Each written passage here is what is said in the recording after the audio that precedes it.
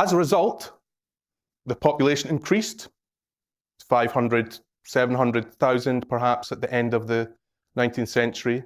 It became quite prosperous in many ways. They were exporting fruit and textiles across the Mediterranean from ports like Gaza, Haifa, Acre, Jaffa, and developing kind of cultural institutions, newspapers, various associations and so on. So the point is, there was a society there. It was not without people. It was not just a desert. It's very much an Eastern Mediterranean culture, society that existed.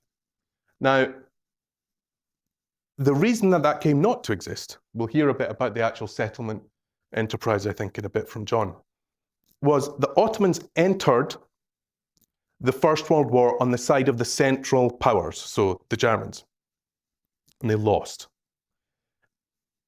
Britain, which didn't really care that much about this area, but wanted, of course, to defeat a German ally, took Palestine, or defeated the Ottomans in 1917, coming up from Egypt through Gaza to Jerusalem.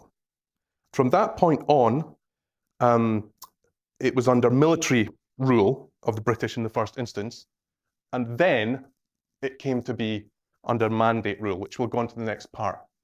But the important thing is, Britain knew this was going to happen. They could get that the Ottoman Empire was going to collapse in this area, and so started making plans for the future. But they were completely different and contradictory plans for different people. So the first one is the Sykes-Picot Agreement. So you might have heard of this. This was an agreement between the British and French foreign ministers in 1916.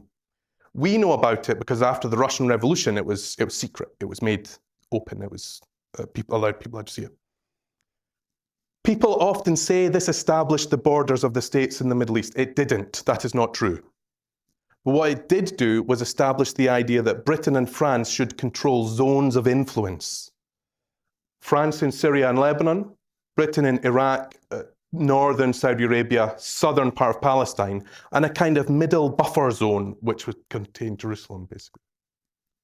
So the principle being these colonial powers, without asking anyone, didn't go and ask the Palestinians or the Syrians or the Saudis, what do you think about us controlling your country? Because they'd probably have said, no, we don't want to do that. Divided it up between the two of them in principle, not in the actuality of the borders, but in principle.